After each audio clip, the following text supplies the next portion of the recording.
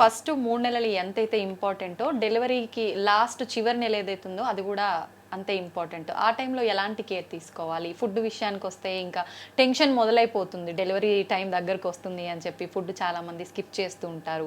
ఎలాంటి కేర్ తీసుకుంటే బాగుంటుంది మ్యామ్ ఆ టైంలో? లాస్ట్ 3 మంత్స్ ఎవరికైనా ప్రెగ్నెన్సీలో అన్నిటికంటే క్రూషియల్ టైం. ఎందుకంటే ఇప్పుడు జనరేషన్కి చెప్తున్నాను, వాళ్ళకి ఎక్కువగా బేబీ వెయిట్ పెరిగేది లాస్ట్ 3 మంత్స్. సో వాళ్ళ గ్రోత్ స్కాన్కి అనుగుణంగా వాళ్ళు ఆహారం తీసుకోవాలి. గ్రోత్ స్కాన్లో నార్మల్ వచ్చింది వెయిట్ అంటే వాళ్ళు తీసుకునే ఆహారం పౌష్టిక విలువలు అన్నీ కరెక్ట్గా ఉన్నట్టు మీరు అలాగే మెయింటైన్ చేసుకోవాలి. గ్రోత్ స్కాన్లో వెయిట్ తక్కువ వచ్చిందనుకో, దానికి అనుగుణంగా ప్రోటీన్ పెంచాలి, కార్బోహైడ్రేట్స్కి ప్రోటీన్ పెంచాలి. ఒకవేళ గ్రోత్ స్కాన్లో వెయిట్ ఎక్కువ వచ్చిందనుకో, మీరు తీసుకునే ఆహారం ఎక్కువ తీసుకుంటున్నారని కొంచెం బ్యాలెన్స్ చేసుకొని కార్బోహైడ్రేట్స్ తగ్గించి ప్రోటీన్ పెంచుకోవాలి. ఇలాగే మీరు యాక్టివిటీ పెంచుకోవాలి. నాకు అర్థమవుతుంది, ఎందుకంటే వాళ్ళకి పొట్ట హెవీగా అయిపోయేసరికి నడవాలన్నా, కూర్చోవాలన్నా, ఎక్సర్సైజ్ చేయాలన్నా కష్టంగా ఉంటుంది. కానీ ఇదే టైంలో మీరు ఫ్లెక్సిబుల్గా ఉంటే, కింద కూర్చొని బటర్ఫ్లై స్క్వాట్స్ అన్నా, లేకపోతే లంజెస్ అన్నా, లేకపోతే కొంచెం మెట్లు ఎక్కడం అన్నా, దిగడం అన్నా, ఇంటి పనులు చేసుకోవడం అన్నా, లేకపోతే బట్టలు మడత పెట్టడమా, లేకపోతే కొంచెం క్లీనింగ్, స్వీపింగ్, మాపింగ్ లాంటివి ఏదన్నా చేసుకుంటూ ఉంటే మీ పెల్విక్ ఫ్లోర్కి కరెక్ట్ ఎక్సర్సైజ్ అయ్యి నార్మల్ డెలివరీ బెటర్గా ఉంటుంది.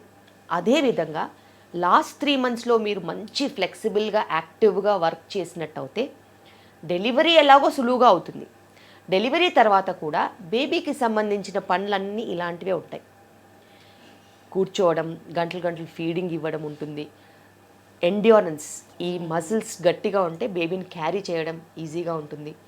దాంతోపాటు మీరు బేబీకి స్నానం చేయించాలన్నా కానీ, బట్టలు మార్చాలన్నా కానీ, డైపర్స్ మార్చాలన్నా కానీ, ఏది చేయాలన్నా, బేబీ బట్టలు క్లీన్ చేసుకోవాలన్నా కానీ, లేకపోతే పెరిగే పిల్లలకి వంట చేసి ఫుడ్ పెట్టాలన్నా, తినిపియాలన్నా కూడా ఆ ఓర్పు, సహనం మీకు తోడవుతుంది. మీ పనులు ఎవ్వరు చేసినా, మీరు మీ పనులు చేసుకోకపోయినా, మీరు ఒక అన్ప్రిపేర్డ్ మదర్ కింద డెలివరీ అయినా, ఏదో రకంగా నాలాంటిది ఏదన్నా దొరికిందనుకో డెలివరీ చేసేస్తుంది, నార్మల్ డెలివరీ చేస్తుంది. చేసిన తర్వాత ఏంటి పరిస్థితి? అప్పుడు ఎవరో ఒక సపోర్ట్ ఉండాల్సింది. తర్వాత సపోర్ట్ వాళ్ళు పై పనులు చేస్తారమ్మా. నువ్వు పిల్లకి ఫీడింగ్ ఇవ్వాలి కదా. అవునవును. ఇప్పుడు ఫీడింగ్ ఇవ్వమంటే నా చైన్ వస్తుంది, నేను ఇవ్వనంటున్నారు. మరి దానికి ఏంటి సమాధానం?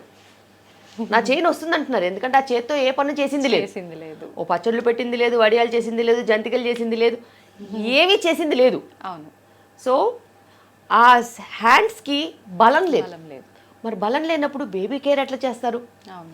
నేను ఒక్కటే చెప్తున్నాను, నేను ఏ యాక్టివిటీస్ నేర్పించినా, ఎంత యోగా నేర్పించినా కూడా మీ అప్పర్ బాడీ స్ట్రాంగ్గా ఉండాలి. Lower body is for delivery, abdomen is for giving pressure, upper body is for strength. So me strength, core strength ఎంత ఉండాలో అప్పర్ బాడీ స్ట్రెంగ్త్ అంతే ఉండాలి.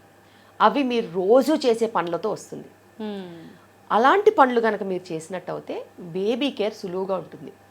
బేబీ కేర్ సులువైనప్పుడే మీరు మదర్హుడ్ ఎంజాయ్ చేయగలుగుతారు. ఎందుకంటే ఆ బాధ్యతని మీరు నిర్వర్తించినప్పుడు ఖచ్చితంగా మీకు ఆ సుఖం అనేది తెలుస్తుంది. అవును. లేకపోతే emotional upset, postpartum depression, feeding ఇవ్వలేనన్న గిల్ట్, బేబీ కేర్ చేసుకోలేకపోతున్నానన్న ఫీలింగ్ వాళ్ళని బేబీ నుంచి డిటాచ్ చేస్తుంది. సో ఆ అటాచ్మెంట్స్ లేకుండా డిటాచ్మెంట్స్ అవుతున్నాయి. డిటాచ్మెంట్స్ అవునప్పుడు వాళ్ళు ఇంట్లో వాళ్ళందరికీ డిఫరెంట్గా కనిపిస్తారు. నువ్వు చూసుకోలేవా అంటారు. తను చూసుకోలేకుండా తయారు చేసిందే నువ్వు. ఎందుకంటే తనకి పనులు ఇవ్వకుండా, ఈ మధ్య కాలంలో ఫ్యాషన్ అయిపోయింది, ప్రెగ్నెంట్ అవగానే అమ్మగారి ఇంటికి వెళ్ళిపోతారు. ఎందుకు వెళ్తారో కూడా తెలియదు.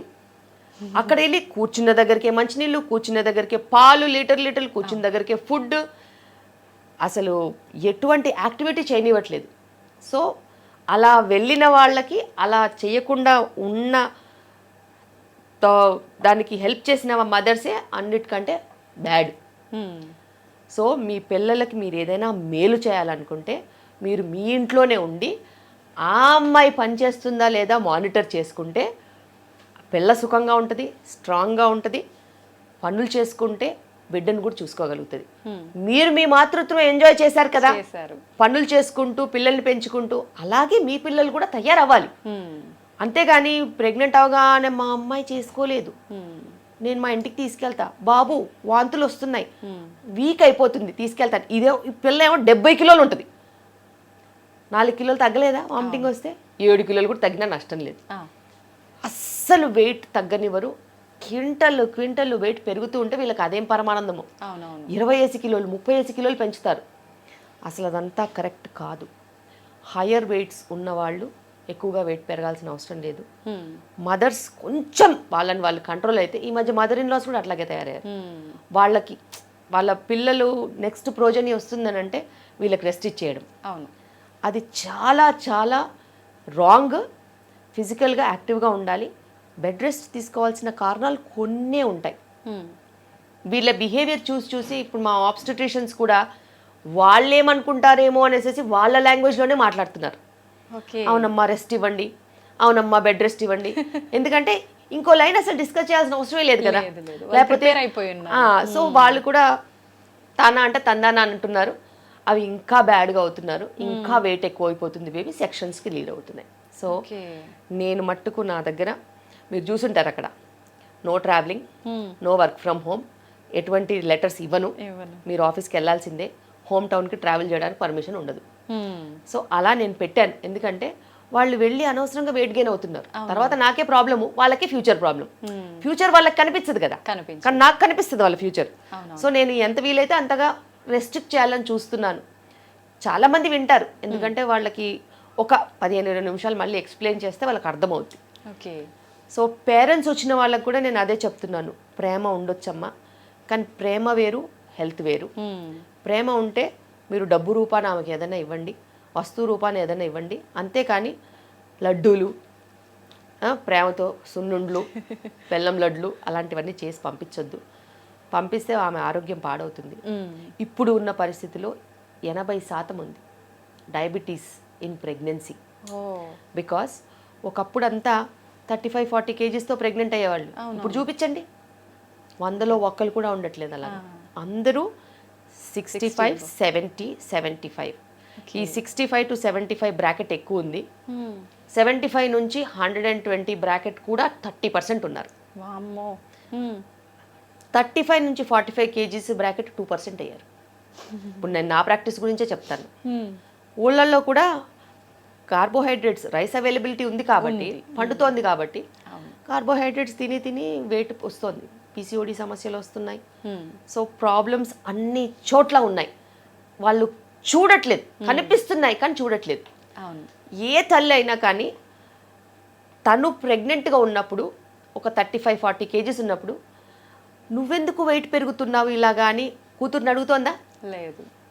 కనీసం కూతురికి వంట నేర్పిస్తోందా? మరి వంట నేర్పించినప్పుడు నువ్వు ఎలా బతకాలో చెప్పలేనప్పుడు, బయట ఫుడ్ తింటున్నప్పుడు వారానికి ఒక్కసారికి మించి నువ్వు తినొద్దు అని చెప్పలేని పరిస్థితిలో ఉన్నప్పుడు వీళ్ళ ఆరోగ్యం వాళ్ళ చేతిలో ఎలా ఉంటుంది? ఉండదు. అది ఆలోచించాలి కదా వాళ్ళు. So home cooking is the first thing that should happen. చిన్న పిల్లల దగ్గర నుంచి పెద్దగా అయ్యేంత వరకు ఇంట్లో వంట అనేది చాలా ఇంపార్టెంట్. వాళ్ళకి రావాలి, వాళ్ళు స్వయం కృషి చేసి వండుకోగలగాలి. వేరే వాళ్ళు వండింది తింటే వెయిట్ పుట్ ఆన్ అవుతారు, వాళ్ళు క్వాలిటీగా ఫుడ్ తింటున్నారని నమ్మకం ఉండదు. మనం వంట చేసుకుంటే మనము ఆర్గానిక్ కొనుక్కోవచ్చు, నీట్గా కడుక్కోవచ్చు, పద్ధతిగా వండుకోవచ్చు, ఎంత నూనె పడుతుంది, ఎంత తింటున్నామో ఉంటుంది. మనం క్యాలరీస్ బర్న్ చేస్తాం కాబట్టి మనం తిన్నదానికి మనం లాభం, ఆరోగ్యంగా ఉంటాం. క్యాలిక్యులేషన్స్ అన్ని కరెక్ట్గా ఉంటాయి.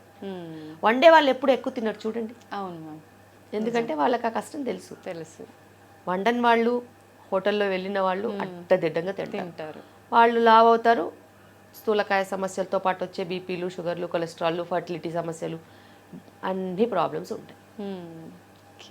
కానీ ఇంట్లో పేరెంట్సే చెప్పాలి, ఖచ్చితంగా వాళ్ళని రెస్ట్రిక్షన్లో పెట్టాల్సిందే.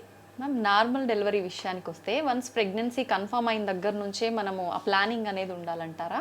ఖచ్చితంగా. ఎందుకంటే ప్రెగ్నెన్సీ ప్లాన్ చేసుకున్నప్పటి నుంచి మనకి 8 మంత్సే ఉంటుంది. అవును. ఓకే, ఏదైనా అలవాటు అవ్వాలి అని అంటే అంత టైం పడుతుంది. లేకపోతే దేవుడు అనేవాడు ఓవర్ నైట్ ఇచ్చేయచ్చుగా పిల్లల్ని, చేయొచ్చు. అవును. అంతేగా. ఇప్పుడు 9 months జరిగే గ్రోత్ ఓవర్ నైట్గా కూడా ఇచ్చేయచ్చుగా, ఏముంది అందులో. అంతే. సో అన్ని మంత్స్ ఎందుకు ఇస్తాడు అని అంటే ఒక మనిషి మారడానికి, ఒక బేబీ గ్రో అవ్వడానికి, ఒక మదర్ ఫిజికల్గా మెంటల్గా సెట్ అవ్వడానికి, ఒక ఫ్యామిలీలో ఇది ఇమడడానికి, ఒక ఫాదర్ కింద రెడీ అవ్వడానికి, ఆ జర్నీ అనేది లేకపోతే వేస్ట్. అవును. ఆ జర్నీలో ఎన్నో రకాల అనుభూతులు, ఎన్నో రకాల మంచి చెడులు ఉంటాయి. అవును. ప్రెగ్నెన్సీలో వైఫ్ని ఎలా చూసుకుంటే వైఫ్ జీవితాంతం గుర్తుపెట్టుకుంటుంది. డెలివరీలో నువ్వు వైఫ్కి ఎంత మంచి సపోర్ట్ ఇస్తే నిన్ను జీవితాంతం గుర్తుపెట్టుకుంటుంది. డెలివరీ అయిన తర్వాత వైఫ్కి ఎంత సపోర్ట్ ఇస్తే as a person emotional binding అనేది ఉంటుంది. సో అవన్నీ కూడా మనకి లైఫ్ లాంగ్ ఉండే మెమరీస్. దాన్ని కలిసి చేస్తే ఆ బాండింగ్ అనేది ఫర్దర్గా డెవలప్ అవుతుంది. అవును. సో విడివిడిగా చేస్తే నాకు సంబంధించింది కాదు నీకు సంబంధించిందంటే అది ఎక్కువ రోజులు నిలబడదు. ఖచ్చితంగా రెస్పాన్సిబిలిటీ అనేది ఇద్దరిపైన ఉండాలి. ఖచ్చితంగా. కానీ అబ్బాయిలు చాలా మంది అంత సపోర్ట్గా ఉండరు కదమ్మా. చాలా వరకు ఈ జనరేషన్ ఉంటున్నారు. ఎందుకంటే నేను చూస్తున్నాను కదా, వాళ్ళు చెకప్స్కి వస్తారు, యోగా క్లాసెస్కి వస్తారు, ఓకే, ఈవెంట్స్కి వస్తారు, ట్రైన్ అవుతారు, డెలివరీ టైంలో లేబర్ సపోర్ట్ వస్తారు, ఓకే, నొప్పి ఉన్నప్పుడు కొంచెం మసాజెస్కి హెల్ప్ చేస్తారు, డెలివరీ అయిన తర్వాత బేబీ కేర్కి కూడా హెల్ప్ చేస్తున్నారు, మదర్ రెస్ట్ తీసుకునేలాగా వాళ్ళు కూడా వర్క్ చేసుకుంటూ హెల్ప్ చేస్తున్నారు. సో అలా మార్పు అనేది రావాలి. అవును. ఎందుకంటే ఇప్పుడు ఆడవాళ్ళు మగవాళ్ళు ఇద్దరు వర్క్ చేస్తున్నారు కాబట్టి ఇద్దరు ఇంటి పని చేసుకోవాలి, ఇద్దరు పిల్లల బాధ్యత తీసుకోవాలి. సో ఇప్పుడు జనరేషన్ ఖచ్చితంగా చేంజ్ అవుతున్నారు, అందులో డౌట్ లేదు. వాళ్ళ ఇంట్లో వాళ్ళ మదర్ ఏం చెప్పినా నీకెందుకురా ఈ పని అని చెప్పినా కూడా వాళ్ళ మదర్ది వింటూ సరే అమ్మా అని అంటూ మళ్ళీ భార్య దగ్గరకు వచ్చి సపోర్ట్ అనేది ఇస్తున్నారు. బికాస్ అటు నో అని చెప్పరు, ఇటు నో అని చెప్పరు. వాళ్ళు లౌక్యంగా ఉండాలంటే ఇద్దరికి నో చెప్పొద్దు, ఇద్దరు చెప్పింది ఫాలో అవ్వాలి, తనకు నచ్చింది తను చెయ్యాలి. తన బాధ్యత పిల్లల వైపు ఈక్వల్గా ఉంది కాబట్టి తను బిడ్డలని ఖచ్చితంగా చూసుకోవాల్సిందే, ఇంటి పని కూడా ఖచ్చితంగా చేయాల్సిందే. ఓకే మ్యామ్, నార్మల్ డెలివరీ అవ్వాలి అని అంటే కొంతమందికి పెయిన్స్ వాటంతట అవే రావు, ఇంజెక్షన్స్ ద్వారా పెయిన్స్ వస్తూ ఉంటాయి. అంటే అలా వచ్చిన వాళ్ళకి కూడా నార్మల్ డెలివరీ అయ్యే అవకాశాలు ఉంటాయా మ్యామ్? నార్మల్ డెలివరీకి కావాల్సింది ఏంటంటే ఒక కరెక్ట్ బేబీ, మంచి పెల్విస్, మంచిగా ఓపెన్ అయ్యే సర్విక్స్. ఓకే, ఇప్పుడున్న టెక్నాలజీలో పెయిన్స్ ఏముంది, బోలెడు మెడిసిన్స్ ఉన్నాయి. అవును. ఓకే, ఎప్పుడైతే వాళ్ళ బేబీ హెడ్ కిందికి వచ్చేసి సర్విక్స్ అనేది 2 centimeters అలా ఓపెన్ అయ్యి దారి అనేది మంచిగా ఓపెన్ అయినప్పుడు మేము 37-38 weeks అయిపోయిన తర్వాత, యూజువల్గా 38 weeks అయిపోయేసరికి ఇదంతా అవుతుంది, వాళ్ళని అడ్మిట్ చేసుకొని సేఫ్గా ఉమ్మునీరు అది పడిపోకుండా బ్లీడింగ్ అయ్యి ఇంట్లో ఏదో కంగారు పడిపోయి ఇలా కాకుండా నేనైతే ఫైండింగ్స్ మంచిగా ఉంటే అడ్మిట్ చేసుకొని నెక్స్ట్ డే నా పర్యవేక్షణలోనే నైట్ అంతా కొంచెం ఎక్సర్సైజెస్ చేయించి కాస్త రెస్ట్ ఇచ్చేసేసి డే టైంలో డెలివరీస్ చేస్తాను. ఓకే, అలాగే మనకి వాళ్ళకు కూడా ఒక సెక్యూరిటీ ఉంటుంది, అవును, సేఫ్టీ ఉంటుంది, కంగారు ఉండదు, ఏదైనా ఎమర్జెన్సీలు ఏమన్నా అయిపోతుందని భయం ఉండదు. అలాగని కొంతమంది 37-38 weeks 39 weeksలో కూడా లేబర్లో వచ్చేస్తారు. సెకండ్ డెలివరీస్ వాళ్ళందరూ ఇలా లేబర్లో వస్తూ ఉంటారు, వాళ్ళని యథావిధిగా డెలివరీ చేస్తాం. అలా. ఓకే, చాలా మంది పెద్దవాళ్ళు కూడా చెప్తుంటారు వెంటనే పెయిన్స్ రాగానే హాస్పిటల్కి వెళ్తే నార్మల్ డెలివరీస్ చాలా తక్కువగా చేస్తుంటారు, పెయిన్స్ ఎక్కువ వచ్చిన తర్వాత వెళ్దాము అని చెప్పి, దాని గురించి ఏం చెప్తారు? బేసిక్గా మీరు చూస్ చేసుకునే డాక్టర్ నార్మల్ డెలివరీస్ చేస్తుందా లేదా చాలా ఈజీ కనుక్కోవడం. నార్మల్ డెలివరీస్ చేసే వాళ్ళ దగ్గరికి వెళ్తే వాళ్ళు చేస్తారు. ఓకే, అండ్ ఎప్పుడైనా కూడా డెలివరీస్ అనేది ఒక వ్యవస్థలో వచ్చే మనుషులను బట్టి జరిగే పరిణామాలు ఉంటాయి. మనుషులు కరెక్ట్గా లేరనుకో ఆ వ్యవస్థలో నార్మల్ అయ్యేవి కూడా అవ్వవు. మనుషులు కరెక్ట్గా వచ్చారనుకో వ్యవస్థలో అలాగే డెలివరీ రేట్ మేనేజ్ అవుతుంది. సో అంతమందిలో ఒక్కరు భయపడినా చాలు, ఆ భయపడిన వాళ్ళ డ్యూటీలో అన్ని సెక్షన్స్ అవ్వడానికి. సో అలా కాకుండా ఒకరికి మీరు బాధ్యత ఇచ్చారనుకో, వాళ్ళే మీకు పర్యవేక్షిస్తారు. మీకు నార్మల్ డెలివరీ అయ్యేలాగా యాంటీనేటల్ కేర్ ఉంటుంది, డెలివరీ అప్పుడు కేర్ ఉంటుంది, మీ బాధ్యత కింద పోస్ట్ డెలివరీ కూడా కేర్ ఉంటుంది. సో మీరు చూస్ చేసుకోవాలి, ఎందుకంటే అది దాచలేము అసలు. ఇప్పుడు మీరు చెకప్స్కి వెళ్ళారు, ఒక దగ్గర కూర్చున్నారు, 4-5 వచ్చారు, మీకేం డెలివరీ అయింది, మీకేం డెలివరీ అయింది, మీకేం డెలివరీ అయింది చెప్తారు కదా. అవునవును. అందుకే మేము ఇక్కడ ఏం చేసాము, యోగా క్లాసెస్ ఉంటాయి ప్రతి ఆదివారం పొద్దున. ఓకే, మీరందరూ యోగా క్లాసెస్కి రావచ్చు ఫ్రీ. ఒక వారం యోగా ఉంటుంది, ఒక వారం జుంబా ఉంటుంది, ఒక వారం మ్యూజిక్ థెరపీ, అట్లా ఏవో అన్నీ నడుస్తూ ఉంటాయి. ఓకే, అలా 30-40-50-60 మంది ప్రెగ్నెంట్ కపుల్స్ వస్తారు, వాళ్ళు మాట్లాడుకుంటారు. గ్రూప్స్ పెట్టాం, వాట్సాప్ గ్రూప్స్ ఉంటాయి. నా పేషెంట్స్ అందరూ వాట్సాప్ గ్రూప్లో ఉంటారు. వాళ్ళు కరెక్ట్గా మాట్లాడుకుంటారు. దాచుకోవడం ఏముండదు, దాపరికాలు ఏముండవు. ఎవరు డెలివరీ అయితే వాళ్ళు స్టోరీ పెడతారు. ఎవరు డెలివరీ ఎలా అయిందో వాళ్ళు పెడతారు. వాళ్ళందరూ గ్రూప్గా ఉంటారు కాబట్టి వాళ్ళు మాట్లాడుకుంటారు. వాళ్ళ ముందు వీళ్ళు నార్మల్ డెలివరీ అయితే వీళ్ళకి కూడా మేము అవుతామని ధైర్యం ఉంటుంది. సో అలా ఒకవేళ సెక్షన్ అవుతే ఎందుకేందో తెలిసిపోద్ది కదా, తెలుస్తుంది రీజన్. ఇది ఒక రీజన్ వల్ల అయింది, నాకు ఆ రీజన్ లేదు. సో అలా మనము ట్రాన్స్పరెన్సీ మెయింటైన్ చేసామనుకో, అసలు మనకి హెడేక్ ఉండదు, వాళ్ళకి ఏమవుతుందో అని భయం ఉండదు. అందరూ మంచిగా డెలివరీలు అవుతూ ఉంటే వాళ్ళు మేము అడ్మిట్ అయ్యాం కదా, ఇంక రేపటికి ఈ టైంలో డెలివరీ అయిపోతామని వాళ్ళు పక్కాగా ధైర్యంగా ఉంటారు అంతే. ఓకే మ్యామ్, చాలామంది ప్రెగ్నెంట్ లేడీస్ మెంటల్గా ఫ్యామిలీ ఇష్యూస్ వల్ల కానివ్వండి, ఇంకేదైనా సరే డిప్రెషన్లో ఉంటుంటారు. ఆ ఎఫెక్ట్ అనేది పుట్టబోయే బేబీ పైన పడుతుందంటారా మ్యామ్? డెఫినెట్గా. బేబీ అనేది మీ పరిస్థితులకి అతీతంగా పెరగదు. మీ పరిస్థితి ఎలా ఉంటుందో బేబీ మీద అదే ప్రభావం ఉంటుంది. మీరు అన్యోన్యంగా మంచిగా ఒక మంచి కుటుంబ వ్యవస్థలో గనక అలా పెరిగితే బేబీస్ కూడా అంతే ప్రశాంతంగా అంతే మంచిగా ఉంటారు. మీరు కూడా కొట్లాట్లు, కలహాలు, గొడవలు, మనస్తాపాలు, మనస్పర్ధలతో పెరిగితే బేబీకి కూడా అలాంటి యాటిట్యూడ్ అనేది డెవలప్ అయ్యే ఛాన్స్ ఉంటుంది. ఎందుకంటే మన పూర్వకాలం నుంచి తెలుసు, గర్భిణీ స్త్రీ చుట్టుపక్కల ఏమవుతుందో అదే గర్భంలో ఉన్న శిశువుకి వెళ్తుందని. అందుకే మంచి చూడాలి, మంచి వినాలి, మంచి మాట్లాడాలి, మంచి ఆలోచించాలి, మంచి చదవాలి, మంచి రాయాలి. ఈ మంచి అనేది చాలా ఇంపార్టెంట్. ఓకే, ఇప్పుడు ఏమవుతుందంటే హస్బెండ్ వైఫ్ని ఒక జత కింద కలిసి ఉండనివ్వట్లేదు. ఒక పక్క తల్లిగారు రమ్మంటారు, ఒక పక్క కష్టపడి పనిచేయకని చెప్తారు, ఒక పక్క అత్తగారు వాళ్ళేమో ఇప్పుడే ఎందుకు పని చేయండి అని చెప్తారు. దాంట్లో మొగుడు పిల్లలు కొట్టుకుంటూ ఉంటారు. ఇది ఎంత కరెక్ట్ కాదు అసలు. వ్యవస్థ అనేది ఏంటి, ప్రెగ్నెన్సీ, ఇద్దరూ ప్రెగ్నెంట్, ఆమె ఒక్కతే ప్రెగ్నెంట్ కాదు, ఇద్దరూ ప్రెగ్నెంట్, ఇద్దరికి బాధ్యతలు రావాలి. వాళ్ళు కలిసి ఉంటారు, కలిసి మెలిసి ముందుకెళ్తారు, కలిసి ప్రెగ్నెన్సీని చూసుకుంటారు, బేబీని కూడా కలిసే చూసుకుంటారు.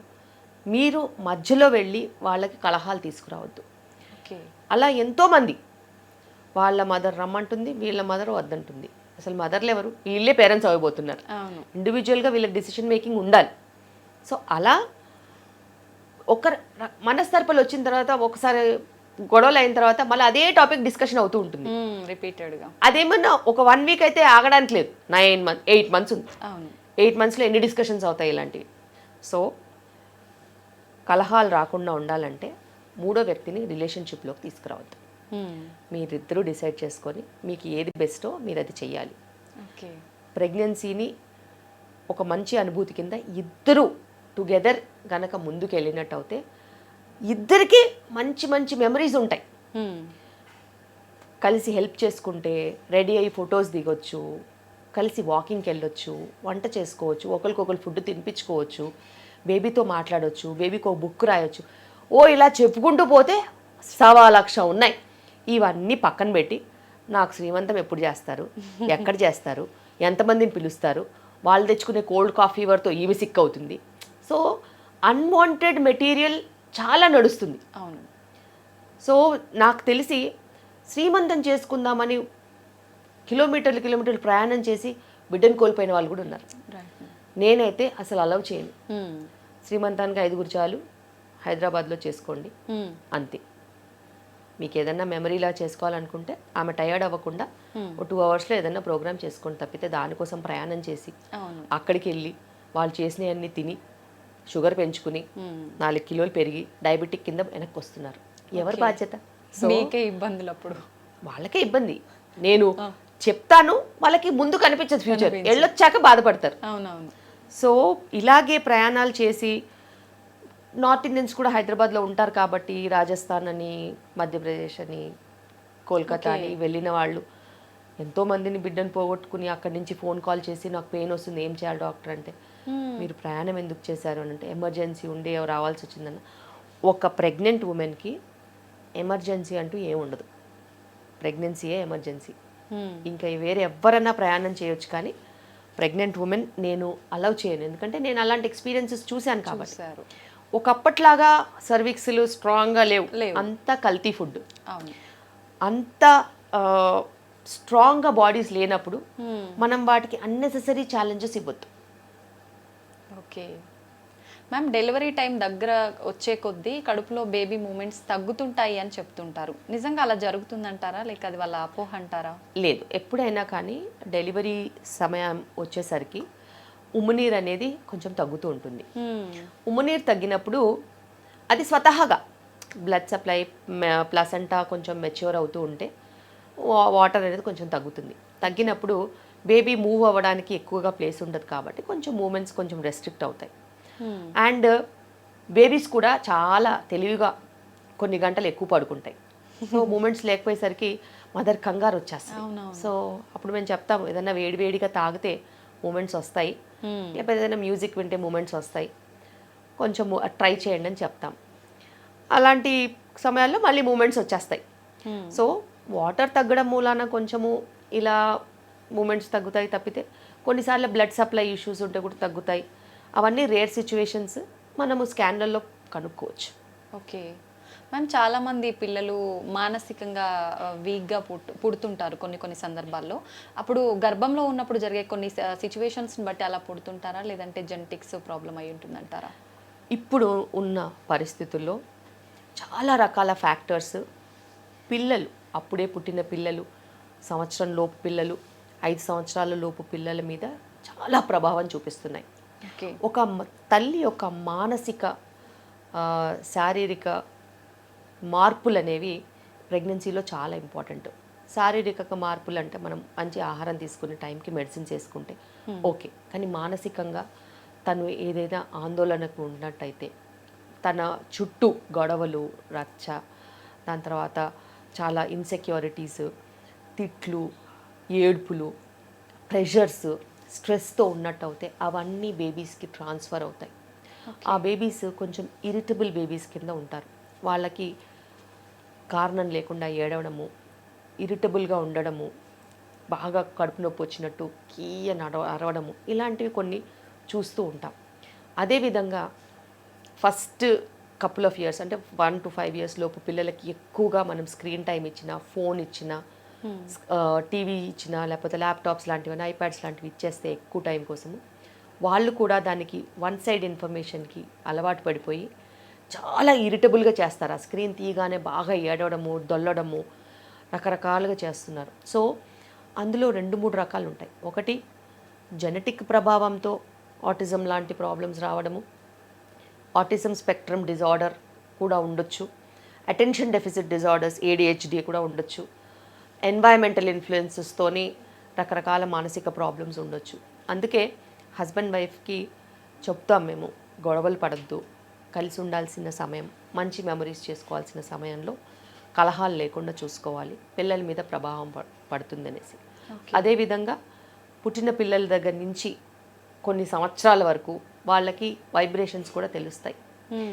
ఏదైనా నెగటివ్ వైబ్రేషన్స్ నడుస్తూ ఉంటే వాళ్ళకి అది ఎఫెక్ట్ అయ్యే ఛాన్సెస్ ఉంటాయి. వాళ్ళ మెంటల్ గ్రోత్లో ఇంపాక్ట్ చేస్తాయి. ఓకే, వాళ్ళకి support, love, care, attention, time ఇవన్నీ కూడా చాలా ఇంపార్టెంట్ పిల్లలకి. ఎవరో ఒకరు, ఇంతకుముందు ఉమ్మడి కుటుంబాలు కదా, చాలా బాగా ఉండేవాళ్ళు, ఒకరు కాకపోతే ఒకరు బాగా చూసుకునేవాళ్ళు, కుటుంబ వ్యవస్థ చాలా స్ట్రాంగ్గా ఉండేది. ఇప్పుడు ఇండివిజువల్ న్యూక్లియర్ ఫ్యామిలీస్ అయిపోయేసరికి ఇద్దరే మనుషులు, దాంట్లో ఒక మేడ్ వచ్చిపోతూ ఉంటుంది ఒక బేబీ. సో వాళ్ళకి కలవడానికైనా, మాట్లాడడానికైనా, చూడడానికైనా, ఇంటరాక్ట్ అవ్వడానికైనా వీళ్ళిద్దరు పనిచేస్తుంటే ఏం మిగిలింది? సో ఇలాంటివి ఎన్నో రకాల సిచ్యువేషన్స్లో నుంచి బయటకు వచ్చేవే ఈ మానసిక సమస్యలు. ఓకే. అవి ముందు ముందు ఎక్కువ అవుతాయి ఖచ్చితంగా. అందుకే చాలామంది ఇప్పుడు కొత్తగా సెంటర్స్ ఉంటాయి కదా, చైల్డ్ డెవలప్మెంట్ సెంటర్స్.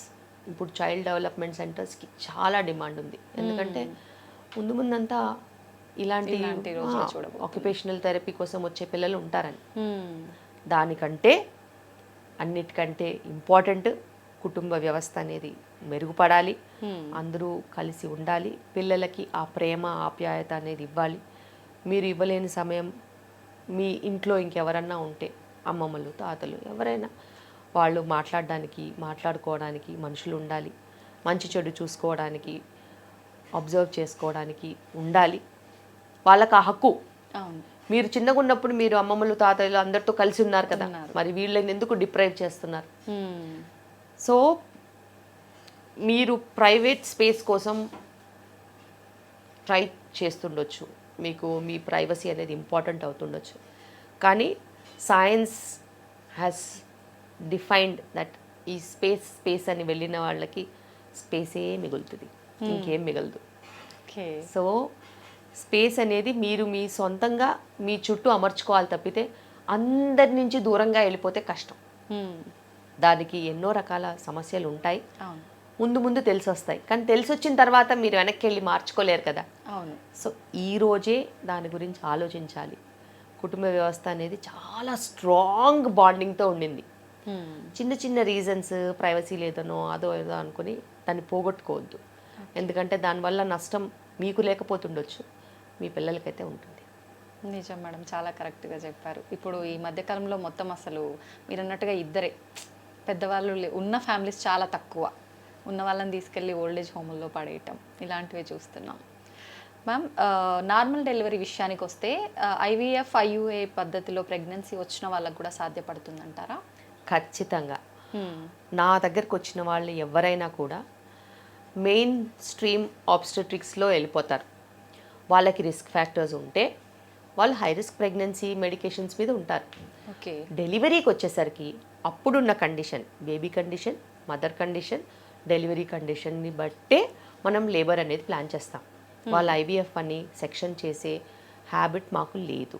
అండ్ మా దగ్గర ఐవీఎఫ్ చేసుకుని వచ్చిన వాళ్ళు నార్మల్ వాళ్ళకంటే ఫాస్ట్గా డెలివరీ అవుతారు. 3 hours ముందు డెలివరీ అవుతారు వీళ్ళే. ఎస్. ఐవీఎఫ్ చేసుకునే వాళ్ళకి, ఒక నార్మల్గా ప్రెగ్నెన్సీ అయిన వాళ్ళకి, ఐయుఐతో ప్రెగ్నెన్సీ వచ్చిన వాళ్ళకి ముగ్గురికి సేమ్ టైంలో లేబర్ మనం స్టార్ట్ చేసినట్టు అవుతే ఐవీఎఫ్ వాళ్ళు 3 hours ముందు అవుతారు. దాని తర్వాత ఐయుఐ వాళ్ళు అవుతారు. దాని తర్వాత నార్మల్గా కన్సీవ్ అయిన వాళ్ళు అవుతారు. ఓకే. కానీ ముగ్గురికి సేమ్ అవకాశం ఉంటుంది నార్మల్ డెలివరీ అవ్వడానికి. సో ఈ రీజన్స్తో అయ్యాయని చెప్పి ఎప్పుడూ మేము సెక్షన్ చేయము. అలాగే ఫైబ్రాయిడ్స్ ఉన్న వాళ్ళకి, అలాగే బీపీ ఉన్న వాళ్ళకి, ఎవరికైనా. థైరాయిడ్ ఉన్న వాళ్ళకి కూడా ఎక్కువగా సిజేరియన్స్ అవుతుంటాయి? లేదు, థైరాయిడ్కి సిజేరియన్కి అసలు లింక్ లేదు. Thyroid one of the problems that can be controlled very well. మనకి ఇప్పుడు టీమ్ ఆఫ్ ఎండోక్రైనాలజిస్ట్ ఫిజిషియన్లు ఉన్న తర్వాత thyroid can be controlled. And food కూడా మనం ఛానలైజ్ చేసుకొని కరెక్ట్గా తీసుకోవాలి. Okay. Operations only for obstetric reasons, mother related reasons, baby related reasons. Baby related reasons heart beat down అవ్వడం, బేబీ మోషన్ పాస్ చేయడము, లేకపోతే బేబీకి ఏదైనా బయటికి రావడానికి బేబీ చాలా పెద్దగా ఉండడం, ఇవే రీజన్స్. ఇంకా వేరే ఇంకేమన్నా రీజన్స్ ఉంటే ఉంటాయి. మదర్ సైడ్ ప్లసంటా మొత్తం కిందికి ఉండడం, పెల్విస్ నేరోగా ఉండడం, బిగ్ బేబీ స్మాల్ పెల్విస్, లేకపోతే బాగా నేరోగా ఉన్న పెల్విస్ ఉండడం, మాయ మొత్తం అడ్డుగా ఉండడం, ఇవి మదర్ సైడ్ రీజన్స్. సో ఇలాగా ఏదైనా హై కార్డియాక్ అబ్నార్మాలిటీ ఉన్న మదర్స్ ఏమన్నా ఉంటే వాళ్ళకి లేబర్ లోడ్ తట్టుకోకపోవడం, అలాంటివి ఏమన్నా ఉంటే సెక్షన్ చేయాల్సిన అవసరం వస్తుంది. లేకపోతే ట్రిప్లెట్స్ లాంటివి ఏదన్నా ఉంటే తప్పితే, ట్విన్స్ కూడా ఒక బేబీ హెడ్ డౌన్ ఉంటే నార్మల్ అవుతుంది, ఆ ప్రాబ్లం లేదు. సో ఇలా కొన్ని స్పెసిఫిక్ రీజన్స్ తప్పితే మనము వేరే ఏమీ రీజన్స్ ఉండవు. ఓకే. ఒకప్పటి కాలంలో అయితే ట్విన్స్ అయినా కూడా ఖచ్చితంగా నార్మల్ డెలివరీ అంటే వాళ్ళకి తెలిసేది కాదు కదా, ఇప్పుడు తెలిసి భయం ఇండ్యూస్ చేసి ముందు నుంచే పెడుతున్నారు. Okay okay. సో ఆ భయంతోనే సగం టైమ్స్ గ్రో అవ్వట్లేదు. అవునవును. ఇప్పుడు బిడ్డ ఇద్దరు బిడ్డలు ఉన్నా కానీ ప్రెగ్నెన్సీ గ్రో అయ్యే ఛాన్సెస్ ఉన్నాయి. మనం తీసుకోవాల్సిన జాగ్రత్తలు తీసుకునే టైంకి తీసుకోవాలంతే. ఓకే. అలా. సో నేను దెబ్బతిన్నాను కాబట్టి నేను ట్విన్స్ వాళ్ళకి ప్రత్యేకంగా కొంచెం కేర్ ఎక్కువ తీసుకొని వాళ్ళకి ఎక్కువగా ఎన్ఫోర్స్ చేసి మానిటర్ చేసుకుని వాళ్ళకి నార్మల్ డెలివరీ అవకాశం ఉంటే కూడా నేను నార్మల్ డెలివరీస్ చేస్తాను. Okay ma'am. ప్రెగ్నెన్సీ అనగానే చాలా రకాల మూడ్ స్వింగ్స్ ఉంటుంటాయి. ట్విన్స్ విషయానికి వస్తే ఫుడ్ కానీ ప్రతి ఒక్కటి కూడా ఎక్కువ తీసుకోవాల్సి ఉంటుందా అనే ఒక సందేహం చాలా మందిలో ఉంటుంది. ఎలా ఉంటుంది వీళ్ళకి వాళ్ళకి డిఫరెన్స్ అని, ఎలా ఉంటుంది మ్యామ్? బేసిక్గా ఒక పాతకాలంలో ఆడవాళ్ళు బేసిక్గా వంట అదంతా చేసి ఇంటి పని అదంతా చేసి మగవాళ్ళందరూ తిన్నాక మిగిలిపోయిన ఫుడ్ తినేవాళ్ళు. సో వాళ్ళకి న్యూట్రిషన్ అనేది ఉండేది కాదు. ఓకే. అండ్ ఇంట్లో అందరికన్నా లాస్ట్గా తినేవాళ్ళు. ఫస్ట్ తినే ప్రెగ్నెంట్ ఉన్నా కూడా ఫస్ట్ తినే క్వశ్చనే లేదు లాస్ట్. ప్రీవియస్ కొన్ని జనరేషన్ చూసినట్టయితే మీ మదర్ వాళ్ళకి కూడా అదే పరిస్థితి ఉంది. కానీ ఇప్పుడు అలా కాదు. ఇప్పుడు మీరు వంట చేసుకోవచ్చు, మీ చాయిస్ ఆఫ్ ఫుడ్ మీరు తినొచ్చు, మీరు డాక్టర్ చెప్పింది తినొచ్చు, మీరు అందరికన్నా ముందు తినొచ్చు. సో ఫుడ్ అసలు క్రైటీరియానే కాదు నా పేషెంట్స్కి వచ్చేసరికి. ఇప్పుడు పల్లెటూర్లలో కూడా ప్రెగ్నెన్సీ అని అంటే వాళ్ళకి కొంచెం స్పెషల్గా చూసుకోవడం, పెట్టడం, ఫుడ్ సర్వ్ చేయడం, ఆ ప్రయారిటీ ఇవ్వడం అనేది చేస్తున్నారు. అవును. కానీ వాళ్ళు ఒక్కటి గుర్తుపెట్టుకోవాలి ఏంటంటే ప్రెగ్నెన్సీలో 300 క్యాలరీస్ కంటే బేబీకి ఎక్స్ట్రా అవసరం లేదు. ఓకే. సో అట్లా 2 బేబీస్ అనుకున్నా కానీ 600 క్యాలరీస్ కంటే ఎక్కువ లేదు. ఇప్పుడు తినడమే 3000 క్యాలరీలు పైన తింటున్నారు. నిజం. పని మట్టుకు 1000 క్యాలరీస్ కూడా వర్క్ బర్న్ చేసే పని చేయట్లేదు. లేదు. అవును. సో ఈ లెక్క అండర్ న్యూట్రిషన్ క్వశ్చన్ లేదు, రైట్ న్యూట్రిషన్ ప్రశ్న అనేది ఉంటుంది. మంచి ప్రోటీన్ తీసుకోవాలి, కార్బోహైడ్రేట్స్ కూడా కాంప్లెక్స్ కార్బ్ తీసుకుని వైటమిన్స్ న్యూట్రిషన్ ఉన్న ఫ్రెష్ ఫుడ్ తీసుకుంటే బాగుంటుంది. ఓకే. అండ్ ఈ పచ్చళ్ళతో అన్నం తినడాలు ఇలాంటివి ఎక్కువ చేయొద్దు. Because nutritionally 0 calories. జ్యూసులు తాగేయడాలు వీటి వల్ల ఎటువంటి లాభం ఉండదు. ఒక ఫ్రూట్లో ఉన్న లాభము ఎప్పుడూ జ్యూస్లో రాదు. So pregnant women stop drinking juices. So ఇది చాలా చాలా ఇంపార్టెంట్. పీనట్స్లో ఉన్న వాల్యూ న్యూట్రిషన్ ఆల్మండ్స్లో కూడా సేమ్ ఉంటుంది. So almonds, walnuts, cashew nuts ఇవన్నీ తినాల్సిన అవసరం లేదు. ఉత్త పల్లీల్లో కూడా అంతకన్నా ఎక్కువ బలం ఉంటుంది. సో ప్రిఫరెన్షియల్ ట్రీట్మెంట్ అవసరం లేదు. బేసిక్గా ఉన్న దాంట్లోనే మనం శుభ్రంగా తినొచ్చు. అండ్ ట్విన్స్ కూడా అబ్బోమంటూ న్యూట్రిషన్ ఏమి అక్కర్లేదు. కానీ హెవీనెస్ ఉంటుంది కాబట్టి వాల్యూమ్ ఆఫ్ ఫుడ్ ఒకేసారి పోదు. సో స్మాల్ క్వాంటిటీస్ ఓపిక్గా కొంచెం ఫ్రీక్వెంట్గా తీసుకోవాలి. ఓకే. మెడికల్ కేర్ చాలా ఇంపార్టెంట్ ట్విన్స్లో ఉంటుంది. ఓకే. డెలివరీ విషయానికి వస్తే వాళ్ళకు వీళ్ళకు అంటే సేమ్ ఇబ్బందులే ఉంటాయా మ్యామ్? ఎప్పుడైనా కానీ డెలివరీ అనేది డెలివరీ అయిన తర్వాత కొన్ని కాంప్లికేషన్స్ ఉంటాయి. లేబర్కి ముందు, లేబర్ అండ్ డెలివరీ అయిన తర్వాత. లేబర్కి ముందు ఏంటి, స్థూలకాయ సమస్యలు ఉన్న వాళ్ళకి బీపీ, షుగర్లు ఉండి ప్రీటర్మ్ డెలివరీస్ కానీ, ఇన్ఫెక్షన్స్ ఉన్న వాళ్ళకి ప్రీటర్మ్ డెలివరీస్ కానీ, ఇలా అవి కొన్ని సమస్యలు. లేబర్లో ఉన్నప్పుడు నార్మల్ బేబీస్ నార్మల్గా అవడము, బిగ్ బేబీస్ కొంచెం టైం పట్టడము అలా ఉంటుంది. డెలివరీ అయిపోయిన తర్వాత బిగ్ బేబీస్ డెలివరీ అవుతే మదర్కి రక్తస్రావం ఎక్కువ అవ్వడము, పీపీహెచ్ లాంటి సమస్యలు, లాక్టేషన్కి కొంచెం ఎక్కువ డిమాండ్ ఉంటుంది, తక్కువ సప్లై ఉంటుంది, అలాంటి సమస్యలు, లాచింగ్ ఇష్యూస్, ఇలా ప్రీటర్మ్ డెలివరీస్ అయిన వాళ్ళకి ఫీడింగ్ ఇమీడియట్గా రాదు. బ్రెస్ట్ మిల్క్ ఎక్స్ప్రెస్ చేసి ఇవ్వాలి, ఫీడింగ్ ట్రైనింగ్ ఉంటుంది, దాని తర్వాత లాచింగ్ ట్రైనింగ్ ఉంటుంది. సో ఏ స్టేజ్లో ఏ ఫేజ్లో ఉన్న ప్రాబ్లమ్స్ ఆ ఫేజ్లో ఉంటాయి. దాన్ని మనము పద్ధతిగా నేర్చుకుని మన లైఫ్ స్టైల్లో ఇముడ్చుకుని ముందుకెళ్ళాలి. ఓకే. డెలివరీ అయిన ఫస్ట్ వీక్లో తల్లి ఎలాంటి కేర్ తీసుకోవాలి ma'am? First of all delivery అయిన తర్వాత తను బేబీని హ్యాండిల్ చేయగలగాలి, ఫిజికలీ, మెంటలీ ఆల్సో. బేబీస్ ఒకసారి ఎక్కువ ఏడుస్తారు, ఒకసారి పడుకుంటారు, ఒకసారి లేవరు, ఒకసారి ఏడుస్తూనే ఉంటారు, ఒకసారి మోషన్ 10 times వెళ్తారు, అసలు వారం రోజుల వరకు మోషన్కి వెళ్ళరు. సో మెంటల్గా మదర్ స్ట్రాంగ్గా ఉండాలి. ఎందుకంటే బేబీస్ ట్రైన్ అవుతారు. కానీ ఇప్పుడు బేబీస్ ఏం చేస్తున్నాయి, చాలా ఇంటెలిజెంట్ బేబీస్ మదర్ని ట్రైన్ చేస్తున్నాయి. నేను నిన్ను ల్యాచ్ చేయను, నువ్వు నాకు టాప్ ఫీడ్ ఇచ్చేయి, నువ్వు నాకు నోట్లో అలా పోసేయాలంతే, బాటిల్ పెట్టే సప్ప సప్ప సప్ప సప్ప లాగేస్తాయి. లాగేస్తాయి. ఫీడింగ్ తీసుకోమనండి, ల్యాచ్ కూడా చేయవు, ఇలా తిప్పేస్తాయి. సో మీరు మీ బేబీస్ని ట్రైన్ చేయాలి, మీ బేబీస్ మిమ్మల్ని కాదు. అండ్ మెంటల్గా స్ట్రాంగ్గా ఉండాలి. ఎందుకంటే ఫీడింగ్ ఈజ్ న్యూ కాబట్టి, మీరు లర్నింగ్ ఫేజ్లో ఉన్నారు కాబట్టి మీరు కొన్ని నేర్చుకోవాలి. బేబీకి కూడా కొంచెం కంఫర్ట్ ఇవ్వాలి, ఆ పొజిషనింగ్ అదంతా అర్థం అవ్వాలి. లాక్టేషన్ సపోర్ట్ తీసుకోవచ్చు కావాలనుకుంటే. నేర్చుకుంటూ ఉంటే మీరు అలవాటు అవుతారు. అమ్మో నొప్పి, అమ్మో అలసట, అమ్మో చేయి నొప్పి ఇలాంటివి ఏవి దరిదాపుల్లో రానివ్వద్దు. నేను చేయగలుగుతాను, నా వల్ల అవుతుంది, నా బేబీ నాకు చాలా ఇంపార్టెంట్, నేను బేబీ కోసం ఏమైనా చేస్తాను, నా బేబీ నా కోసము అకామిడేట్ అవుతుంది, ఇద్దరం సుఖంగా నెక్స్ట్ ఫ్యూ మంత్స్ మా జర్నీ మేము ముందుకు తీసుకెళ్తాం. ఇలాంటి వర్డ్సే ఆలోచించాలి. నా వల్ల అవ్వట్లేదు, బేబీ తాగట్లేదు అంటే బేబీ తాగదు. సో ఆ negative vibes. Okay. So anything negative చెప్పొద్దు, ఆల్వేస్ పాజిటివ్ చెప్తే బేబీ అలాగే ట్రైన్ అవుతుంది. అండ్ బేబీ మనం ఏం చెప్పినా అర్థం చేసుకోగలుగుతుంది. బికాస్ బేబీ మీ వాయిస్ రికగ్నైజ్ చేస్తుంది, బేబీ మీ ఇమోషన్స్ రికగ్నైజ్ చేస్తుంది, బేబీ మీ ఫీల్ రికగ్నైజ్ చేస్తుంది, బేబీ మీ టచ్ రికగ్నైజ్ చేస్తుంది. So they are very intelligent and they know everything. So అలాంటప్పుడు నువ్వు పాజిటివ్ ఇమోషన్స్ ఇస్తే బేబీ నీకు అనుగుణంగా ట్రైన్ అవుతుంది. బేబీస్ ఏం చేస్తున్నాయంటే బేబీ కంఫర్ట్ కోసం, వాటికి మంచి చెడులు తెలియదు, బేబీ కంఫర్ట్ కోసము, బేబీ తన లైఫ్ తను బతకడం కోసము, తన లైఫ్ తను ఆ సర్వైవింగ్ ఇన్స్టింక్ట్ అంటాం కదా, దానికోసము ఫాస్ట్గా వచ్చే మిల్క్ని ప్రిఫర్ చేస్తుంది, త్వరగా ఇచ్చే మిల్క్ని ప్రిఫర్ చేస్తుంది. కానీ అది తనకు తెలియదు కదా. మనం మంచిగా ట్రైన్ చేసుకోవాలి. 1-2 సార్లు హాస్పిటల్కి వెళ్ళినా నష్టం లేదు, 1-2 సార్లు లాక్టేషనల్ కౌన్సిలింగ్ తీసుకున్నా నష్టం లేదు. పర్ఫెక్ట్గా మీరు ట్రైన్ అవ్వాలి, పాజిటివ్గా ఆలోచించాలి. అండ్ బేబీ రెస్ట్ తీసుకునేటప్పుడు, పడుకునేటప్పుడు మీరు కూడా రెస్ట్ తీసుకోవాలి. మీరేం చేస్తారు, బేబీ పడుకుంటే అలా బేబీని చూస్తూ కూర్చుంటారు, కాసేపు ఫోటోలు తీసుకుంటారు, కాసేపు అటు ఇటు కాలక్షేపం చేసి ఫోన్లో మాట్లాడి తిరుగుతారు.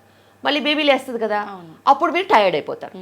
సో బేబీ రెస్ట్ తీసుకునేటప్పుడు మీరు రెస్ట్ తీసుకుని బేబీ ప్యాటర్న్కి అనుగుణంగా మీరు బిహేవ్ చేస్తే డెఫినెట్గా మీరు అలసిపోరు, పాజిటివ్గా ఉంటారు, ఎనర్జీ కూడా ఉంటుంది. అండ్ బేబీకి మీరు ఫ్రెష్గా కనిపిస్తారు. ఇదేంది బేబీ అలసిపోయిన మదర్ ఉంది, నాకు అసలు బాల్ ఇవ్వాలనే లేదు, ఆ నొప్పి ఈ నొప్పి అనుకుంటుందని బేబీస్కి అర్థమవుతుంది. సో అలాగే బేబీస్ విత్డ్రా అయిపోతారు. ఫీడింగ్ ఆపేయడము, దూరం వెళ్ళిపోవడము, బ్రెస్ట్ ఇవ్వగానే తిప్పేసుకోవడము, ఇలా. So they will recognise your emotions. మీరు పాజిటివ్గా ఉంటే పాజిటివ్గానే జరుగుతుంది. ఓకే మ్యామ్, బేబీ డ్రాపింగ్ అంటూ ఉంటారు, ప్రెగ్నెన్సీ ఉమెన్ దీన్ని గుర్తించడం సాధ్యపడుతుందంటారా? డెఫినెట్గా. ఎందుకంటే ఇప్పుడు సపోజ్ ఒక 37-38 వీక్స్ అనుకోండి, మీకు ఇలా ఉంటుంది ప్రెగ్నెంట్ ఉమెన్కి, ఇంత పైకి ఉంటుంది పొట్ట. సో వాళ్ళు 1 కిలోమీటర్ నడిచారనుకోండి అలసిపోతారు, కానీ బేబీ డ్రాప్ అయిపోయిన తర్వాత ఇంకో 1/2 కిలోమీటర్ కూడా నడవగలుగుతారు. ఆ బ్రెత్లెస్నెస్ ఎఫెక్ట్ పోతుంది, కిందికి లైట్నింగ్ వస్తుంది, గాలి పీల్చుకున్నా ఏమనిపించదు, కొంచెం తినగలుగుతారు. సో ఇలా కొన్ని సిమ్టమ్స్ ఉంటాయి, అది లైట్నింగ్తో వచ్చేవి. అలాగే కింద ప్రెషర్ పెరుగుతుంది, యూరిన్ ఫ్రీక్వెన్సీ పెరగడం, పెల్విక్ ప్రెషర్ అనిపించడం, పెల్విస్లో కొంచెం పెయిన్ ఉండడం, హెవీగా కింద అనిపించడం. సో ఇలాంటివి కొన్ని ఉంటాయి. సో పైన లైటింగ్ తెలుస్తుంది, కింద ప్రెషర్ తెలుస్తుంది. సో ఇలా వాళ్ళు ఖచ్చితంగా రికగ్నైజ్ చేస్తారు. ఎందుకంటే ఇప్పుడు చాలా సెన్సిటివ్గా ఉన్నారు కదా, ఒక దగ్గర కూర్చుని ఎక్కువ పని చేస్తున్నారు కాబట్టి వాళ్ళకి పని లేనప్పుడు వాళ్ళకి చిన్నది ఏదైనా మార్పు వచ్చినా తెలిసిపోద్ది. ఇంతకు ముందు అంతా పొలంలో పనులకు వెళ్ళేవాళ్ళు, ఇటుకల పని, సిమెంట్ పని, లేకపోతే ఇంకో పనికి వెళ్ళేవాళ్ళు. వాళ్ళు చేసే బండెడ్ చాకరీకి 4-5 సెంటీమీటర్లు అయిపోయి ఇంకో 2 గంటల డెలివరీ ఉండగా ఇప్పుడు ఆమెకు పెయిన్ తెలుస్తుంది. ఎందుకంటే వాళ్ళు పనిలో పడిపోయి పెయిన్ కూడా పక్కన పెట్టేస్తారు. ఫస్ట్ ఈ పని అయిపోవాలి, తినడం అయిపోవాలి, అన్న అయిపోవాలి, రాత్రికి అన్ని పనులు అయిపోయి పడుకున్న తర్వాత ఒక నొప్పి తెలుస్తుంది. హాస్పిటల్ తీసుకెళ్లే లోపు డెలివరీ అయిపోతుంది. సో అలా ఇప్పుడు పరిస్థితి లేదు. ఎల్లుండి లేబర్ అంటే ఇప్పుడు వాళ్ళకి పెయిన్ తెలిసిపోద్ది. సో మీకు ఇప్పుడు కాదమ్మా ఇంకా 2 days పడుతుంది అంటే వాళ్ళు వినడానికి రెడీగా ఉండరు. ఐఎమ్ హ్యావింగ్ పెయిన్ అంటే ఇది పెయిన్స్ కాదు, జస్ట్ ఫాల్స్ పెయిన్స్. ఒక 2 days తర్వాత ఒరిజినల్ పెయిన్స్. 2 days ఇలా ఉంటుందా, నా వల్ల కాదు, నేను 2 days ఇలా ఉండే. అసలు ఆ టైం మీరు ఓపికతో ఉంటే డెఫినెట్గా ప్రోగ్రెస్ అవుతుంది. అసలు నిజంగా లేబర్ పెయిన్కి నార్మల్ పెయిన్ని ఎలా గుర్తించవచ్చు మేడం? డిఫరెన్స్ ఏముంటుంది? ఖచ్చితంగా చాలా డిఫరెన్స్ ఉంటుంది. ఎందుకంటే నార్మల్ పెయిన్ అనుకో ఒక షాక్ లాగా వస్తుంది, మేబీ 5 నిమిషాలు 10 నిమిషాలు అరగంట గంట ఉంటుంది, మళ్ళీ వెళ్ళిపోద్ది. ఓకే. లేబర్ పెయిన్ అనుకో వచ్చిన పెయిన్ ఇంత ఫోర్స్తో వస్తుంది, నెక్స్ట్ ఒక అరగంటకి ఇంత అవుతుంది, దాని తర్వాత ఇంకో అరగంటకి ఇంత అవుతుంది, keeps on increasing, step up అవుతుంది. ఓకే. ఫోర్స్ స్టెప్ అప్ అవుతుంది, పెయిన్ ఇంక్రీజ్ అవుతుంది, ఫ్రీక్వెన్సీ ఇంక్రీజ్ అవుతుంది, అండ్ పెయిన్ వచ్చినప్పుడు డ్యూరేషన్ కూడా ఇంక్రీజ్ అవుతుంది. సో దానికి దీనికి చాలా తేడా ఉంటుంది. ఓకే. మీకు ఏమైనా చిన్న పెయిన్ ఉన్నప్పుడు చెప్తే వింటారు. నిజంగా లేబర్ పెయిన్స్ వచ్చినప్పుడు కూర్చోలేరు, నించోలేరు, మీరు ఏం కాదు అని చెప్తే మిమ్మల్ని కొడతారు. సో బేసిక్గా అంత చిరాగ్గా, అంత ఇరిటేటింగ్గా, అంత సివియర్గా ఉన్నప్పుడు ఆ మొహంలోనే అర్థమైపోద్ది ఓకే. ఎవరు లేబర్ పెయిన్స్తో వచ్చారో, ఎవరు ఫాల్స్ పెయిన్స్తో వచ్చారో అంత దూరంలో కూడా గుర్తుపడతాను నేను. ఓ. సో చూడగానే గుర్తుపడతాం. ఓకే మేడం, ఇప్పుడు చాలా రకాల రీజన్స్ వల్ల మెన్స్ట్రువల్ సైకిల్ పోస్ట్ పోన్ కోసం చాలామంది మెడిసిన్ వాడుతున్నారు. దానివల్ల ప్రెగ్నెన్సీకి ఏమైనా ఎఫెక్ట్ అయ్యే అవకాశం ఉంటుందంటారా? ఫస్ట్ ఆఫ్ ఆల్ మెన్స్ట్రువల్ సైకిల్స్ని డిస్టర్బ్ చెయ్యకూడదు. ఎందుకంటే మెన్స్ట్రువల్ సైకిల్ అనేది ఒక న్యాచురల్ బ్యాలెన్స్గా వెళ్ళేది. ఫస్ట్ ఈస్ట్రోజన్ ఫేజ్, దాని తర్వాత ఈస్ట్రోజన్ అండ్ ప్రొజెస్ట్రాన్ ఫేజ్ రెండు పడిన తర్వాత పీరియడ్ వస్తుంది. ఇందులో ఒక ఎగ్ ఫామ్ అయ్యి రిలీజ్ అయ్యి ప్రొజెస్ట్రాన్ సపోర్ట్తో అలా ఎగ్ 15 డేస్ వచ్చి దాని తర్వాత ప్రెగ్నెన్సీ లేకపోతే పీరియడ్ వస్తుంది. ఇలాంటి ఒక న్యాచురల్ ఫేజ్ని మీరు అన్వాంటెడ్ మెడికేషన్స్తో డిస్టర్బ్ చేస్తే బాడీ కన్ఫ్యూజన్లో పోతుంది. కన్ఫ్యూజన్లో పోయినప్పుడు అది ఎగ్ ఫామ్ చేయాలా, ఎగ్ ఎన్ని రోజులకు తీసుకెళ్ళాలి, ఎప్పుడు రిలీజ్ చేయాలి, రిలీజ్ అయిన ఎగ్ ప్రొజెస్ట్రాన్ 15 రోజులు రావాలా, 20 రోజులు రావాలా, ఇలా బాడీని మనం కన్ఫ్యూజ్ చేస్తాం. కన్ఫ్యూజ్ చేసినప్పుడు 50% of the time body will recover, 50% of the time they will not recover and they will have infrequent cycles, లేకపోతే ఫ్రీక్వెంట్ సైకిల్స్, లేకపోతే over bleeding, under bleeding or bleeding ఆగకపోవడం, క్లాట్స్ రావడం, ఇలా ఎన్నో సమస్యలతో వాళ్ళు వస్తారు. అలా రావద్దు అని అనుకునే వాళ్ళు ఎప్పుడు పోస్ట్పోన్మెంట్ పిల్స్ వేసుకోవద్దు. It's a natural phenomena. అదేమి పాయిజన్ కాదు, అదేమి అంటరానితనము కాదు. సో ఒక న్యాచురల్ మెన్స్ట్రువల్ సైకిల్ని ఎప్పుడూ డిస్టర్బ్ చేయొద్దు. అలా డిస్టర్బ్ చేసిన వాళ్ళకి మళ్ళీ ప్రెగ్నెన్సీస్ రాని రోజులు ఉన్నాయి, మళ్ళీ పీరియడ్స్ రాని రోజులు ఉన్నాయి, మళ్ళీ పీసీఓడి మేనిఫెస్ట్ అయ్యి ఇర్రెగ్యులర్ పీరియడ్స్లో పర్మనెంట్గా వెళ్ళిన రోజులు కూడా ఉన్నాయి. సో మనము ఎన్నిసార్లు మనకి కలిసి వస్తుందో చెప్పలేం. అవును మ్యామ్. మనకి కలిసి వస్తుందో రాదో కూడా చెప్పలేం. అన్నెసెసరీ డిస్టర్బెన్స్ అనేది ఎటువంటి రీజన్ ఉన్నా కూడా చేయొద్దు. మీరు డేట్స్కి అనుగుణంగా వ్యవహరించండి. పోస్ట్పోన్ చేసే పరిస్థితి మట్టుకు తీసుకురావద్దు. తీసుకొచ్చినప్పుడు మీరు ఇలాంటి సిచ్యువేషన్స్కి గేరప్ అవ్వాలి. మరి అవ్వ కావాలి బువ్వ కావాలంటే కష్టం కదా. అవును. మీకు మీకు ఇలాంటి ప్రాబ్లంకి అవాయిడ్ కావాలంటే మీరు ఆ ప్రాబ్లమ్స్ని వెల్కమ్ చేయాల్సిన అవసరం ఉంటుంది. కానీ మెన్స్ట్రువల్ ప్రాబ్లమ్స్ అనేవి నిజంగా ఒక ఉమెన్గా చెప్తున్నాను, మెన్స్ట్రువల్ ప్రాబ్లమ్స్ అనేవి చాలా ఒక ఒక మనిషిని బాగా వీక్ చేసేస్తాయి. ఆ క్షీణించి వేసినప్పుడు మనస్సులో మనసు ఉండదు, ప్లస్ వాళ్ళు చేసే పనిలో ఏకాగ్రత అస్సలు ఉండదు. అండ్ ఉమెన్కి ఇప్పుడున్న పరిస్థితిలో ఇంటి పని, బయట ఆఫీస్ పని, మల్టీ టాస్కింగ్, పిల్లల పని, ఇన్ని రకాల మల్టీ టాస్కింగ్ చేస్తున్న మదర్కి, ఉమెన్కి రక్తస్రావం జరుగుతూ ఉంటే ఇంకొకసారి ఆలోచించండి, వాళ్ళకి అసలు ఏదైనా మేనేజ్ చేయడం కుదురుతుందని. వాళ్ళు మానసికంగా కూడా చాలా ప్రాబ్లమ్స్ ఎదుర్కొంటారు. సో పీరియడ్స్ని ఎప్పుడు డిస్టర్బ్ చేయొద్దు, పీరియడ్స్ని ఎప్పుడు టచ్ చేయొద్దు. రకరకాల మూడ్ స్వింగ్స్ ఉంటుంటాయని కొంతమంది చెప్తుంటారు, అదంతా నిజమేనా మ్యామ్? డెఫినెట్గా మూడ్ స్వింగ్స్ ఉంటాయి, కానీ ఈ మూడ్ స్వింగ్స్ అన్నిటికీ కూడా లైఫ్ స్టైలే కారణం. జంక్ ఫుడ్ తీసుకోవడం, హై సాల్ట్ ఉన్న ఫుడ్ తీసుకోవడం, హై కార్బ్స్ ఉన్న ఫుడ్ తీసుకుంటే అలా ఖచ్చితంగా మూడ్ స్వింగ్స్ ఉంటాయి. పీరియడ్స్ వచ్చేటప్పటికి కొంచెం న్యూట్రిషనల్లీ మంచి ఫుడ్స్ తీసుకుని, ఒక ఫ్రూట్ తీసుకోవడము, లేకపోతే ఎండు ద్రాక్ష కొంచెం నీళ్ళలో నానబెట్టుకుని రోజు మార్నింగ్ ఆ నీళ్ళు తాగేసి ఎండు ద్రాక్ష తినడము, కోకోనట్ లాంటివి తీసుకోవడము, అలాంటి మన ఇంట్లోనే ఎన్నో చిట్కాలు ఉన్నాయి. అవి రెగ్యులర్గా తీసుకొని వ్యాయామము, వాకింగ్ లాంటిదో రెగ్యులర్గా చేసుకొని టైంకి పడుకుంటే ఎటువంటి హెల్త్ ప్రాబ్లమ్స్ ఉండవు. మూడ్ స్వింగ్స్ దూరంగా ఉంటాయి, పీరియడ్స్ రెగ్యులర్గా ఉంటాయి, మీరు ఆరోగ్యంగా ఉంటారు, రక్తస్రావం కంట్రోల్లో ఉంటుంది, అన్నీ సవ్యంగా జరుగుతాయి. కానీ మనం దాని ట్రాక్లో వెళ్ళకుండా ఎక్కడ పడితే అక్కడ పానీపూరి తినేసి, ఎక్కడ పడితే అక్కడ పిజ్జాలు బర్గర్లు తినేసేసి, ఎక్కడ పడితే అక్కడ ఏ టైంకి పడితే ఆ టైం పడుకుని అలా గంటలు గంటలు టీవీలు చూసేసుకుంటూ పొద్దున్న బ్రేక్ఫాస్ట్ లేదు, లంచ్ టైంకి ఉండదు, డిన్నరు 10:30-11ంటికి చేస్తే అది బాడీయా బస్తానా? సో చాలా ఇంపార్టెంట్. మీరు ఒక హ్యూమన్ బాడీతో డీల్ చేస్తున్నారని ప్రతి ఒక్కరు మర్చిపోతారు. ఏదో మిషన్ ఓవర్ ఆయిలింగ్ చేస్తే అయిపోద్ది అని అనుకున్నట్టు చాలా మంది అది కూడా ట్రై చేశారు. ఆ సెంటర్కి ఈ సెంటర్కి వెయిట్ లాస్ కని ఓవర్ ఆయిలింగ్ కని వెళ్తారు. ఎటువంటి ప్రయోజనాలు ఉండవు. మన బాడీని ఒక మంచి పవిత్ర గ్రంథం కింద రోజువారీగా మెయింటైన్ చేస్తే అప్పుడే అది మనకి సహకరిస్తుంది. ఒక పుణ్యక్షేత్రం కింద చూసుకుంటేనే అది మనని కాపాడుతుంది.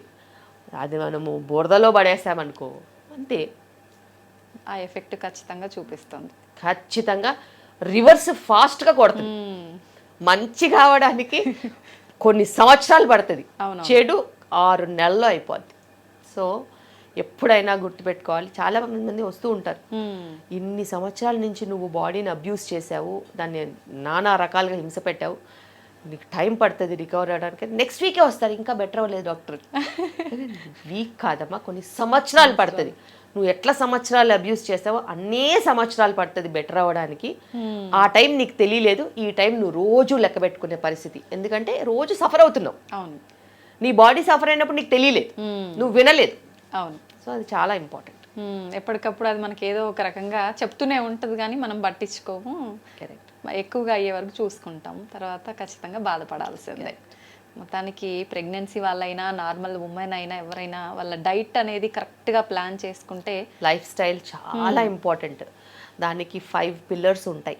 ఓకే. ఒకటి డయట్, రెండోది మంచి సప్లిమెంట్స్ తీసుకోవడం. ఇప్పుడు ఎవ్వరు ఎండకి వెళ్ళట్లేదు. అవును ma'am. Vitamin D supplements mandatory అయ్యాయి. మూడోది వ్యాయామం, దానికి మించినది ఇంకేదీ లేదు. ఫిజికల్గా ఫిట్ ఉంటే ఇంటి పని అంతా చేసుకుంటారా, అదే వ్యాయామం. ఓకే. ఇంటి పని చేసుకోకుండా పని మంచి పని చేస్తుంది, వంట మంచి కుక్ చేస్తుంది అంటే మీరు జిమ్కి వెళ్ళినా కూడా లాభం ఉండదు.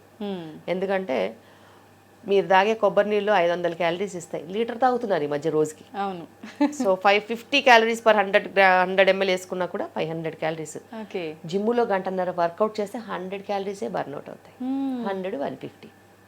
సో వాళ్ళకి తెలియదు, లీటర్లు తాగేస్తున్నారు. మూడోది ఎక్సర్సైజ్. నాలుగోది నిద్ర కరెక్ట్గా ఉండడం. బాడీకి రిపేర్ అవ్వడానికి మనం టైం ఇవ్వాలి. నిద్రలేమి సమస్యలు మనకి రివర్స్ ఫాస్ట్గా కొడతాయి. నిద్ర అనేది ఈ శరీరానికి నెక్స్ట్ డేకి రెడీ అవ్వడానికి ఇచ్చే రిపేర్ మెకానిజం. ఓకే.